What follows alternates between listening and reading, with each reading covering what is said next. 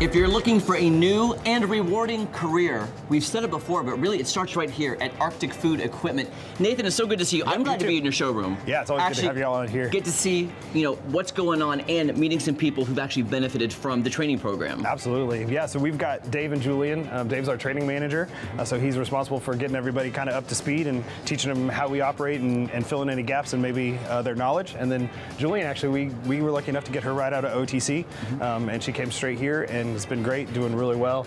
We've really loved having her on the team. Right. Okay, so Dave, let's start with you. Tell us about the teaching and the program. So we recognized that there was a gap between what they were actually learning in school and then, so you go from theory to hands-on real life. There's a gap there, right? And so what we're trying to do is make that gap less steep, right? So I've been kind of tasked with really getting the techs to transfer the knowledge that they've learned to actually how it actually applies in the field. So and they're just not learning that in school. So we're just trying to transfer it out into the real world. And that's not a knock on OTC. It's just the reality of you only have so many hours of academic time, and there's a broad market. You just don't know what you're going to see when you get out into the field, whether it's an ice machine or a coffee maker or a combi oven that we've talked about in the past, or you just don't know. And so Dave's trying to help bridge that gap. We've got equipment in the back that he'll go break. Oh, and fun. Say, hey, figure this out. And then he gets to work through their process. It's problem solving. Problem solving. And every call is going to be different because you never know what call's coming in for that particular machine. Exactly right. So there is some freedom in how you booby trap the equipment to replicate other problems that we see commonly in the field. I'll tell you, I'm more of a hands-on learner. I'd rather be in the field myself just because I can see it, I can touch it, it's right there, and I know what I'm doing versus, and again, you gotta learn the basics, I understand that.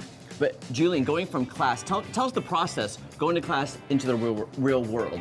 It's very difficult. OTC is very great. They teach you all the basics and they teach you all the theories and everything, but actually walking into a kitchen, up to a piece of equipment and knowing where everything is, how it actually works together, how the environment around it can actually affect the equipment too. It's completely different, and it was super valuable getting to ride along with somebody who is so knowledgeable. But going into this, I'm curious about your background. Were you somebody who liked gadgets, who liked technology? Did you have a passion for this going into it, like, oh, this is something I could do? Not necessarily. I was mainly looking for a career that would last, and when I was going through OTC's list of degrees, I was kind of looking up the income versus the job requirements and the job satisfaction, and HVAC kind of got me where I wanted to be. So it checked all the boxes. We've been talking a lot about the automation that's happening, and everybody's worried about AI. People are always going to have to turn wrenches. So at the end of the day, whether it's HVAC or plumbing or electrical or something like that, you always are going to need somebody to actually have their hands on it. And so it's a very, like you said, a staying job that's not going to get outsourced. Right, AI's not taking over. No. No, this one. I'm curious to know about, I've heard the percentage of women in HVAC is pretty low. Are you seeing that firsthand? Are you one of the few women who are actually thriving at this business? People are often surprised when I show up. People always have questions. I've had a few people just take pictures of me while I'm working. But I'm excited to maybe I'll inspire another woman to go out into the field. I'm always excited to tell women that OTC especially offers a lot of scholarships for women going into male-dominated fields. You just have to look them up. Right. And you went to a conference too, several women's conferences? Yeah, they have a Women in HVAC conference.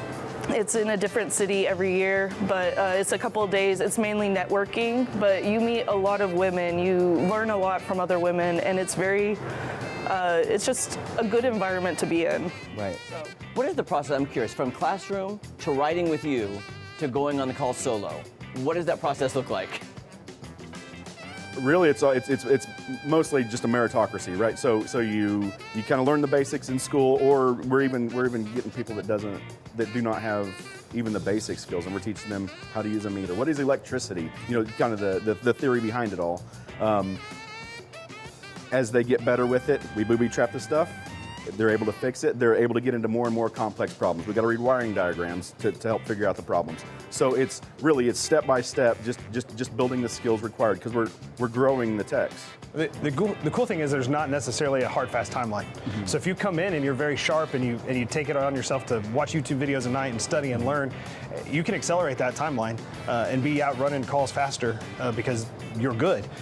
So you don't have to wait around and go, well, there's not a spot for me. I got to wait 6 months. No, if you can handle it, we're going to put you out there. And then of course, as your skills increase, we try and increase pay as well because you're a more valuable employee and we want to reward you for that. Yeah, for a career that will last, that won't get taken over by robots. Because somebody's got to fix the robots. Well, that's true. And that's Dave and Julian right here. If people want more information about the process to become a tech, what does that look like? I mean, the best thing to do would be come in and fill out an application. Generally, Dave will do the interview with me and a couple of other people. And then oftentimes, if you've got experience, we're going to take you to the back and give you a couple of tests and kind of gauge where you're at. But coming in and filling out an application in person is definitely the best way to get started. Or talking to OTC, you may be able to speak to that. May I suggest that next time, Julian and I have a little competition in the back. Broken pieces of equipment. You versus me. See who can fix it faster. I got money on that. I got money on that. Easy bet, guys. Easy bet. But I'd like to learn. I would like to learn. So maybe next time. I can Guys, teach you a few things. a new career path starts right here at Arctic Food Equipment.